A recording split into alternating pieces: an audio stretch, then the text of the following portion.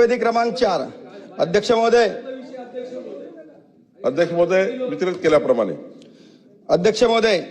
या लक्षवेधीच्या माध्यमातून मी राजुरा मतदारसंघातील जो माझा जिवती तालुका आहे, ज्याची लोकसंख्या 65,000 आहे, त्या 65,000 लोकांचा प्रश्न या लक्षवेधीच्या माध्यमातून मी या ठिकाणी मांडत आहोत. अध्यक्ष महोदय, 1960 मध्ये मराठवाड्यात दुष्काळ पडला आणि मराठवाड्यातून मोठ्या प्रमाणामध्ये लोक हे जिवतीमध्ये आले आणि जिवतीमध्ये 1960 पासून आदिवासी समाज आहे, अनुसूचित जमाती समाज आहे, भटका विमुक्त जाती जमाती, बंजारा समाज, ओबीसी समाज त्या ठिकाणी राहत आहे. परंतु गेल्या 65 वर्षापासून जी जमीन त्यांच्या ताब्यामध्ये आहे, त्या जमिनीचा मालकी हक्क त्यांना न मिळाल्यामुळे 3 पिढ्या गारद झाल्या, परंतु अजूनही जिवती तालुक्यातील जनतेला त्यांच्या हिताचा पट्टा मिळाला नाही. जिवती तालुका आधी हैदराबादमध्ये होता आणि 1980 मध्ये वनसंवर्धन अधिनियम अंमलात येण्यापूर्वी शासनाच्या उपसचिवांनी